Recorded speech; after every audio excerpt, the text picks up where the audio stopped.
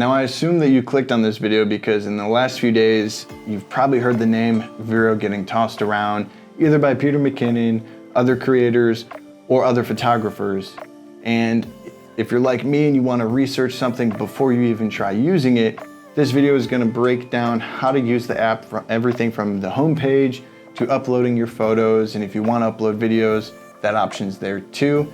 I'm not going to go too much into the differences between this app and Instagram and other social media videos. If you want to see that video, I'll post it up here, or wait to the end of the video and I'll have it linked there as well, and you can see for yourself my personal opinion on it. This video is specifically dedicated on how to use the app, so I'm only going to be talking about that. So what is Vero? Well, to pull a quote directly from the app, they say that Vero was built out of a need for a viable alternative to big social, which would power conversation, connection, and collaboration instead of engagement. So they're claiming to be a true social media app.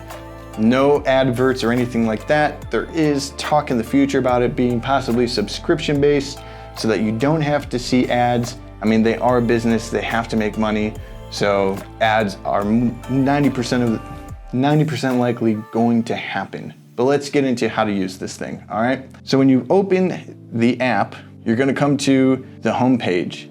Now my home page looks a little bit different because I have already followed some people. I'm starting to see their work, but let's hit the search bar real quick. So you've already downloaded the app, already entered in all your information, and maybe you followed a few people, and that's kind of where we're starting off at. When you go to the search button, unlike most Explore pages, this one again is a little bit differently.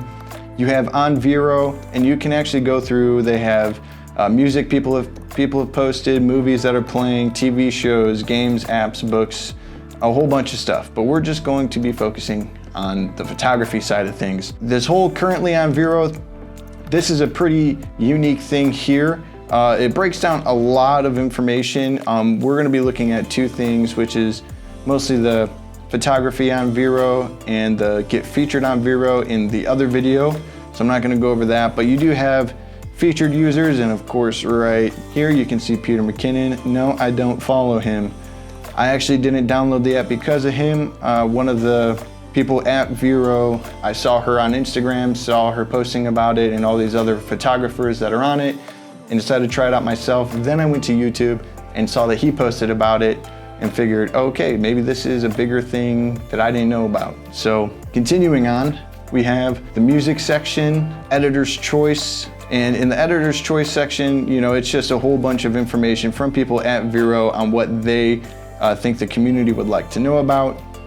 Things like popular hashtags, featured photographers, film and TV, stuff for music, singers, new and noteworthy photographers, which I think is pretty cool. So this is like your YouTube trending page. So people who are trending or growing really well, people who are getting a lot of engagement. These aren't people who they claim the algorithm is pushing to find more engagement. These are people who are just growing by their work being either shared in some of the photography hubs and things like that, and they're rapidly growing. Maybe they're connecting with a lot of people, engaging with other photographers, building a community. Again, that's what this app claims to be all about. A whole getting inspired, so this is all mentorship and like life coach people, cosplay, podcasts. You can listen to podcasts on here, reviews, friendly connections. So these are kind of your photography hubs.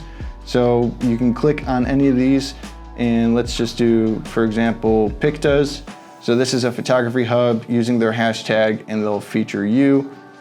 Art and artists, and then recently joined, and you can see that's Rachel. She was the one who actually got me turned on to the app. Now you do have some obscure things like calls and chats.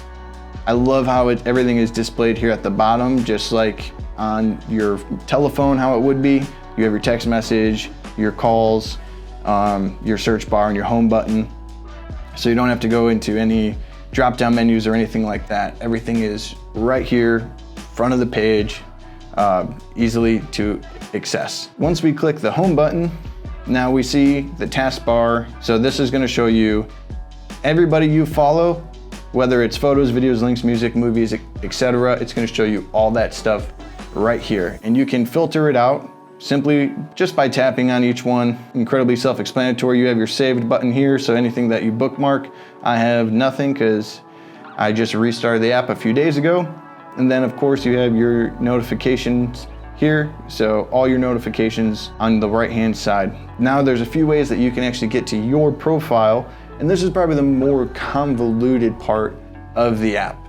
Whereas most apps you log into, you're already on your home page, or you have when you click home, it takes you to your profile. On here, you swipe right and it gives you your profile, your requests, invite friends, discover chats, and then your settings. Requests is, you see I have a request from, actually I'm not going to say his name, so I'm gonna beep that out in post. That's just like if you want to connect with people, and I'm gonna get into that. That's kind of a unique feature to this app. So let's go to our profile. So this is what your profile will essentially look like. So when we click on edit profile, you have your profile picture here, and you can actually change your avatar, or you can use 3 different avatars for each of the 3 categories, which I'll talk about in a second.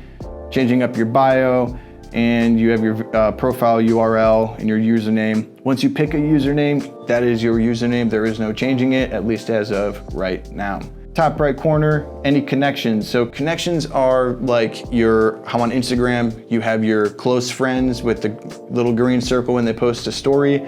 That is what the connections feature is most similar or synonymous with. Your followers, who you're following, your bio, and then similar to the taskbar on search, you have your all intros. You can make introductions to people. So if there's a photographer that you want to share with people, or a close friend, you can actually create an intro for them, have them do a little story. You can write a nice little introduction up for them, for people to see if there's somebody worth following, and a link to their profile. Then you have photos, so this will show just your photos, videos, and you can post links. If you like a certain song or a song that you like editing to, you can post that in here. People can comment on that. Movies or TV shows, like the new Game of Thrones series just came out. So if you really enjoyed that, you could post about that, and people can see what type of TV shows and movies you're actually interested in. Any books, places, apps, and games. Now you have 2 different ways that you can actually view your profile. You have this grid-like view, which is very similar to us Instagram users, or even TikTok users. They have a very similar grid, and you can see a little description. So very important if you want to have a nice, clean description, where you just post a few words and people get the gist of what the image is about, or maybe a little teaser, a little headline into what you're going to be talking about. And then next to that, you have this, again, another very similar feature, this endless scroll feature, where you can actually see the entire description, the likes, the amount of comments, and everything like that. Now let's talk about how to add photos. So from your profile, you can actually just scroll down, a little plus button comes up, and you have this gallery, camera, links, and this is where you can add all those specific things. Camera, you would just take a picture. So to access your photos, you want to click gallery. Now your photos will not just populate in here. You have to give Vero access to all your photos, or you can do what I did and just select, give it access to the photos that you select. So for me, I have to click manage, select more photos, and then you can see the photos with the blue check marks down here. Once you click something, that photo will now be accessible in your gallery, and you can click that photo, hit next, and you can see it gives you all of these different little hashtags. So if you click these, it'll hashtag it for you, and then you can just erase them by clicking X. You can write your description here. There are photography hubs on here, so you could, like RAW is one of them. So for photography wise, you could do like raw seasons, and then you could do like tree, nature, autumn, scenics, nature, outdoors. You would hit next, and then you have your security feature here, so you could private it so that only you see it. Share it on Facebook, you can share it to Twitter. Now this is where Vero is a little bit more unique as far as community goes. Again, I'll get more into this in the other video, but you have your close friends, your friends, acquaintances, and then followers. And so you can specifically share stuff with just those people. Only those people are gonna be the ones when they log into the app that will see the things that you post, or that particular thing that you post, I should say, not all of the things. and you will get the opportunity to do this on every single post that you make. And I usually just go, everybody, I got nothing too personal that I'm sharing, so I want to share my work with everybody. I want to take a quick second to talk about the sponsor for this video, which is my 2023 calendar. If you're not following me already on Vero, Instagram, TikTok, or subscribe to this channel, go ahead and follow me somewhere on there, because in a few weeks, my calendar is gonna be coming and I'm gonna be doing pre-orders on that calendar. If you wish to support this channel, in the description below, there is a link where you can actually leave tips because this channel is not monetized. So you can actually, if you think I'm doing a good job, you can tip to there, and that'll help me get new gear so I can create better videos and continue to grow this channel until I am finally monetized. Now, before I end this video, I want to talk very briefly on community, the engagement, and discoverability on this app. So as far as like the community goes, the community already is way better than Instagram. I did a few tests where I posted on here and on Instagram at the same time, and I got way better engagement and community building from this app than I did on Instagram.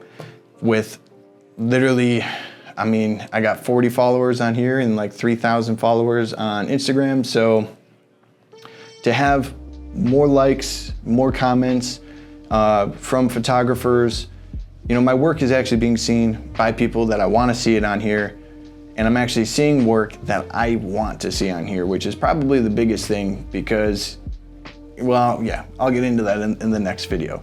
The community, again, it's just better. You have discussions among photographers happening that we want to happen. We're a community, and so we like to engage and be inspired by other people's work, ask people how they did that.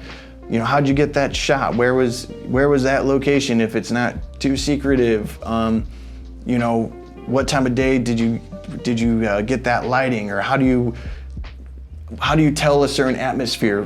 Whatever you want to ask a photographer when you see their photo, you can ask them on here, and people are way more willing to engage, and you're more likely to get a response, which is probably the biggest thing, because if you're on social media and you have any bit of a following, when you get asked a lot of questions or you get a comment or anything, you're less likely to respond to it, because a lot of times it's not photographers asking those questions.